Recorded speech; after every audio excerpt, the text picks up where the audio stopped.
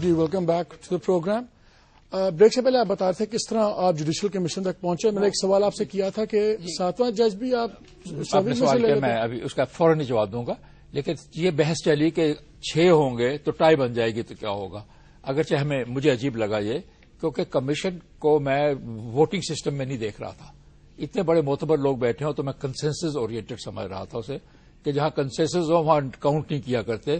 تو مجھے دقت نہیں تھی کہ 6 بیٹھ کے بھی فیصلہ کر سکتے ہیں، لیکن چونکہ یہ آرگومنٹ چلا کہ 6 بیٹھیں گے تو 3 ایک طرف ہو جائیں گے، 3 دوسری طرف ہو جائیں گے، تو پھر کیا ہوگا. آبویسلی وہ جج نہیں ہوگا، کوئی اور اپوائنٹ کرنا پڑتا، ان کو کوئی اور نامینیشن آ جاتی. لیکن بہرحال 7ویں کی بات ہوئی، اور جس طرح انہوں نے فرمایا 7ویں کا ذکر میاں نواز شریف صاحب کی پارٹی کے نمائندگان نے کیا، اور پھر بالآخر یہ فیصلہ ہو گیا. اب آپ کا سوال یہ ہے کہ ریٹائرڈ جج کیوں، سٹنگ جج کیوں نہیں؟ اگر ہم سٹنگ جج کرتے تو آپ یہ بھی سوال پوچھ سکتے تھے سٹنگ جج کیوں، ریٹائرڈ جج کیوں نہیں. ہمارے لحاظ سے دونوں ہی درست تھے، لیکن زیادہ درستگی یہ لگ رہی تھی کہ چونکہ چیف جسٹس اپنے ساتھیوں کے ساتھ تو ہوتا ہی ہے، تو ایک اگر ایسا جج ان کا انفلوئنس ہونا ذرا کم ہوتا ہے. ہم نے کمیٹی بنانی تھی، تو اس سے سوال تو اس طرح ہو سکتے ہیں. 9-10 کا فرق ہی ہے کہ اس کو کیوں لے لیا، اس کو کیوں نہیں لے لیا.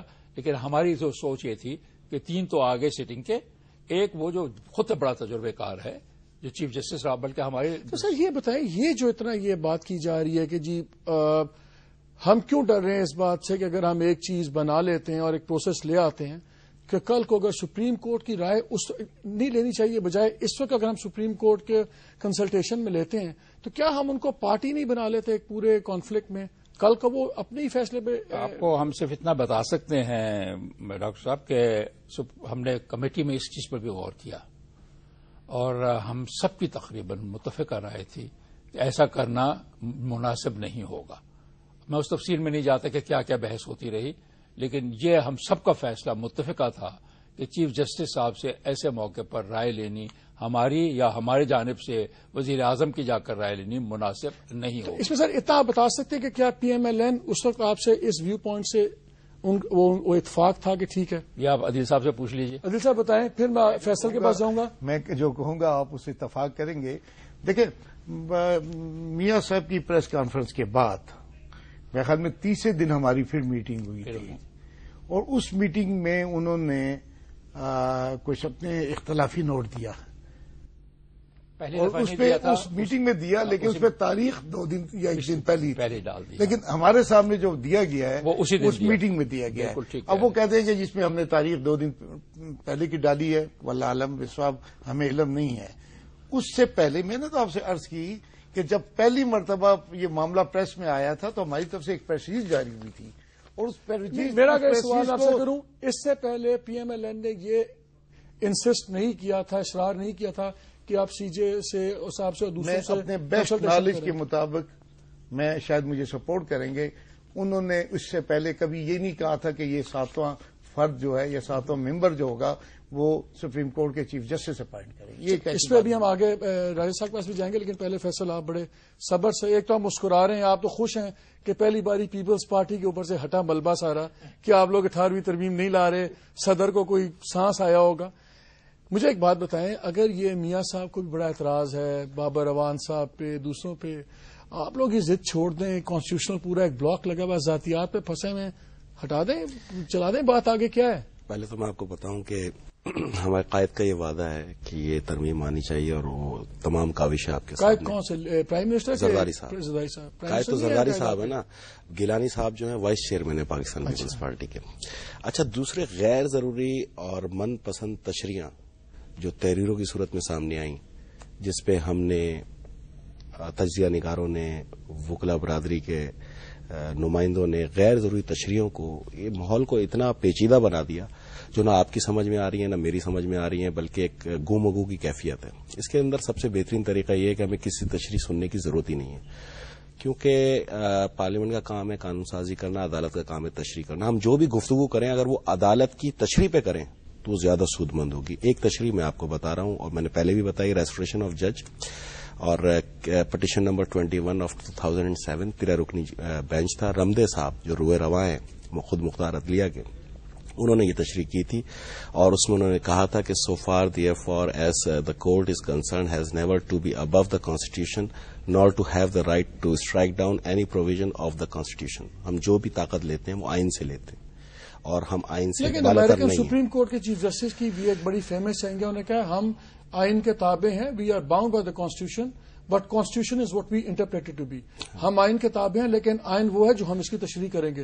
اس لیے یہ ڈبل ایج سورڈ ہے, دونوں طرف چلتی ہے. انہوں نے جو تشریح کی وہ اس کی پارلیمنٹ نے اس کو طاقت دی تھی, اس پہ اس نے تشریح کی. اگر ہماری پارلیمنٹ بھی یہ طاقت جو ہے یہ عدلیہ کو دے دے آئین کی شقوں میں تبدیلی میاں صاحب کو کیا آپ خیال میاں صاحب نے کیوں کیا یہ؟ دیکھیں جی, میں یہ سمجھتا ہوں کہ مجھے تو اسحاق ڈار صاحب کا ایک لفظ یاد ہے پارلیمنٹ سے باہر آتے ہوئے ان کی پریس کانفرنس کے بعد کہ this is the part of the game. تو اگر واقعی یہ کوئی پارٹ آف دا گیم تھا, یہ کھیل کا حصہ ہے, تو میں پھر بھی اس کو ضرور نہیں سمجھوں گا. اس کی وجہ یہ ہے کہ ایک جمہوری کلچر کے اندر تمام سیاسی جماعتیں متفقہ طور پہ اس کمیٹی میں موجود تھیں اور باہم شہر و شکر تھیں اور کامیابی کے ساتھ ان تمام رہنماؤں نے اس کو منزل مقصود تک پہنچایا تھا. تو کسی بھی جماعت کا باہر جانا اپنے آپ کو آمریت سے نتی کرنے کے برابر ہے, تو کوئی بھی یہ نہیں چاہے گا. معمولی اختلافات ہیں, انہوں نے 2 نقطوں کا ذکر کیا. ایک پہ ان کا نام سرحد کا جو ہے وہ پختونخوا, یہ جو بھی یہ ریکمینڈ کریں گے ہمیں منظور ہوگا. دوسرا جوڈیشری کا, تو آرٹیکل 177 کے تحت یہ چیف جسٹس اپوائنٹ کرنے کا اختیار صدر مملکت کے پاس ہے اور باقی تمام ججز کی مشاورت لازمی قرار دی. اگر وہ بھی یہ اختیار دیتے ہیں تو سب سے زیادہ تکلیف تو ہمیں ہونی چاہیے. ہمیں تو تکلیف نہیں ہے اس کے اندر, ٹھیک ہے. اگر یہ تمام پارلیمنٹ نے ہی کام کرنا ہے تو ہم سب پارلیمنٹ سے ہاتھ سیک رہے ہیں. ابھی تو آپ کو مزہ نہیں, ہمیں مزہ نہیں آ رہا. اس کی وجہ یہ ہے کہ یہ دستور, یہ آئین 1973 میں ذوالفقار علی بھٹو صاحب کا کارنامہ تمام سیاسی جماعتوں کی مشاورت سے تھا اور صدر زرداری صاحب کا ذاتی خیال یہ ہے کہ اس مرتبہ جو یہ کارنامہ ہونے جا رہا ہے اس میں تمام جماعتیں متفقہ طور پہ ہوں, اور اگر اس کے اندر کہیں پر بھی کوئی ایسی شک ہوتی یا کوئی ایسی روایت ہم ڈالنے کی کوشش کرتے کہ صدر صاحب تقریر کر کے چلے جاتے اور بعد میں یہ 6 مہینے تک گیم جاتا رہتا ہے, تو یہ ہماری نیت کا سب سے بڑا خلوص آپ کے سامنے موجود ہے کہ انہوں نے ابھی تک تقریر نہیں کی. میں ایس ایم ظفر صاحب آپ سے بریک پہ جانے سے پہلے ایک سوال پوچھوں گا. اس میں جو اتنا ایشو تھا, میاں صاحب نے تقریر میں بھی کہا پریس کانفرنس میں کہ جی پاکستان بار کاؤنسل کا نمائندہ نئی کمیٹی جو سا ہے سپریم کورٹ بار ایسوسی ایشن, اس کا پریزیڈنٹ ہونا چاہیے. اس کا پریزیڈنٹ جو سا ہے وہ گالیاں نکالتے پارلیمنٹیرینز کو.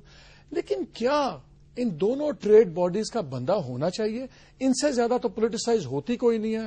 وہ وکیل جو سے ہیں پارٹیوں کے دھڑوں میں بٹے ہوئے ہیں, ان کا تو وہ ہونا ہی نہیں چاہیے اس کے اندر کمیشن میں. جی فوراً جواب دوں. ابھی سر پوزیشن یہ ہے کہ ہم نے اس چیز کے یقینی طور پر ہمارے ذہن میں بھی تھا, اسی وجہ سے منتخب نمائندگان کو ہم نے نہیں کیا. اور سب سے پہلے جو چیز ہم نے غور کی کہ کون سی باڈی ہے جو اسٹیچوٹری ہے, جو آئین اور قانون کے ماتحت معلوم ہوا کہ بار کاؤنسل ہے. اتفاق سے بار کاؤنسل ایکٹ یہ اس زمانے میں ہم نے نافذ کی جب میں لا منسٹر 1965 میں تھا. اس سے پہلے بار کاؤنسل ایکٹ نہیں تھی, اور یہ ہے ڈیموکریسی بخلا صاحبان کی جمہوریت, اور یہ قانونی طور پر موجود ہے. تو بار کاؤنسل کی اہمیت بار ایسوسی ایشن کے مقابلے میں مختلف ہے. بار ایسوسی ایشن ایک کلب ہوتی ہے اور بار ایسوسی ایشن اسٹیچوٹری باڈی ہے. سر آپ تو وکیل ایسے ہیں جا کے ججوں کو تھپڑ مار دیتے ہیں. وہ ٹھیک ہے, لیکن آپ آگے چلیے. ہم نے بھی بار کاؤنسل کے الیکٹڈ پرسن کو نامنیٹ نہیں کیا اس میں. ہم نے کہا بار کاؤنسل ایک ایمیننٹ لائر کو نامنیٹ کرے, اس سے بہت فرق پڑ جاتا ہے.